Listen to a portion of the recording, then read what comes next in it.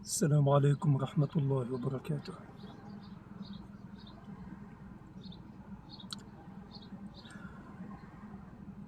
أحببت أن أوصل صوتي إلى كل أصوات العالم الحر فيما يجري في أرض التوحيد وعلى أرض التوحيد.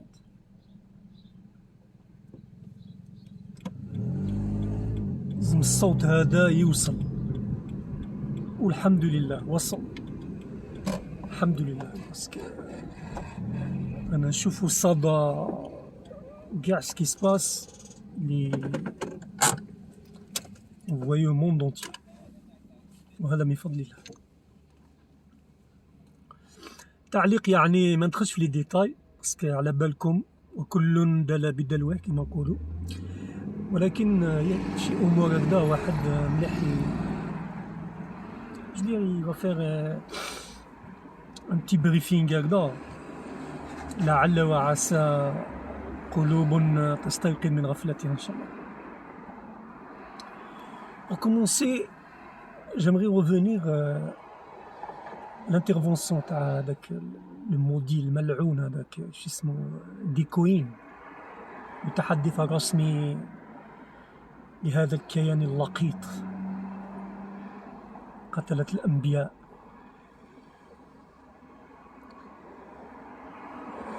Est-ce que vous avez compris ce qu'elle a dit?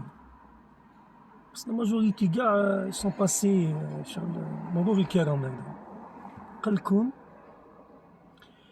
حدود إسرائيل تمتد إلى حيث ينتهي المد تاع القافلة، قافلة الصمود والشموخ،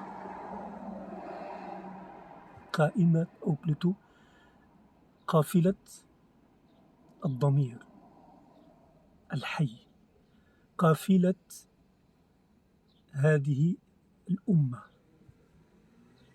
التي لن تموت بإذن الله حتى يرث الله الأرض ومن عليها إن شاء الله. أمة محمد صلى الله عليه وسلم، وما أدراك ما محمد عليه الصلاة والسلام. Donc, vous voyez vous-même, صلاح الدين الأيوبي رحمه الله ورضي الله عنه وأرضاه حارب الخونة 20 عاما، وحارب لأجل فلسطين 5 سنوات. Vous avez compris? Donc le défi en réalité c'est خلع هؤلاء الخونة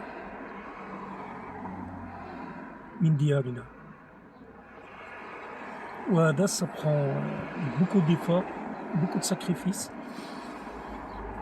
حتى نتمكن من إجلاء هؤلاء اللقطاء الذين يدعون أنهم من بني إسرائيل، وبني إسرائيل بريء منهم.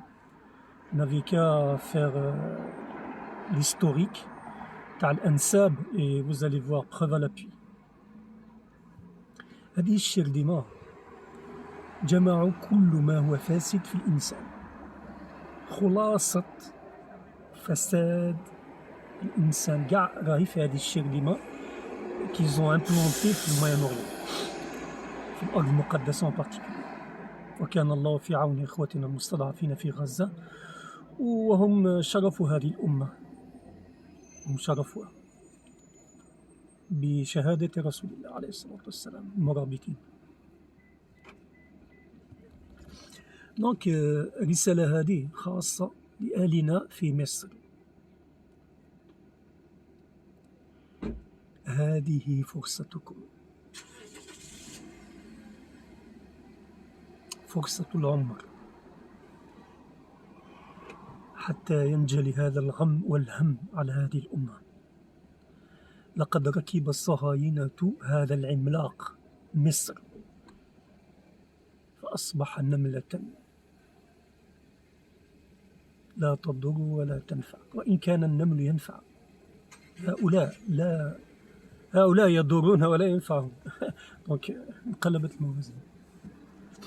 هذا العملاق النائم الذي احتجز وأخذوه كرهينة. حان الوقت لتفكوا هذا الإسر يا أهل مصر. هناك خيانة أكبر مما نرى.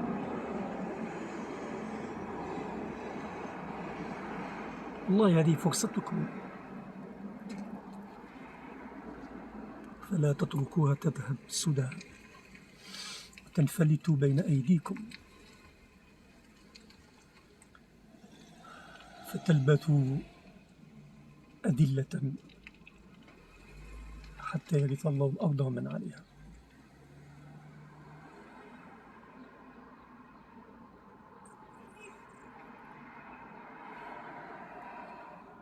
أما قضية هذا الكائن اللقيط، هذا إلى الزوال بإذن الله، وإنكم لترون الإشارات بينة، إلا من صم أذنه وحجب عن قلبه وأغمض عينيه. هذا الكائن إلى الزوال الذي حدث أن الله يريد أن يفتن بعضنا ببعض ليظهر الصادق من الكاذب، المؤمن من المنافق. هذا ما كان شيء قضية، يعني الله لا يعجز شيء في الأرض ولا في السماء، وهو السميع العليم القوي العزيز، ولكن لا بد من هذا التمحيص. فالسلعة الله طيبة، والله طيب لا يقبل إلا طيبة. ويترك هذه الحثالات وهؤلاء المنافقين وهؤلاء الكفرة ينصرون دينه دون المؤمنين، تعالى الله ذلك علوا كبيرا. لا ولن ينصر دين الله إلا من كان أهلا لذلك، فهذا شرف وليس منة. نسأل الله أن نكون منهم، ممن يشرفون بنصرة دينه. والله غني عنا وهو العلي الحميد. اللهم لا تؤاخذنا بما فعله السفهاء منا، اللهم لا تؤاخذنا بما فعله السفهاء منا، اللهم لا تؤاخذنا بما فعله السفهاء منا. اللهم يا رب، يا من كتب على نفسه رحمته وهو السميع العليم، لقد قلت وقولك الحق، ادعوني أستجب لكم.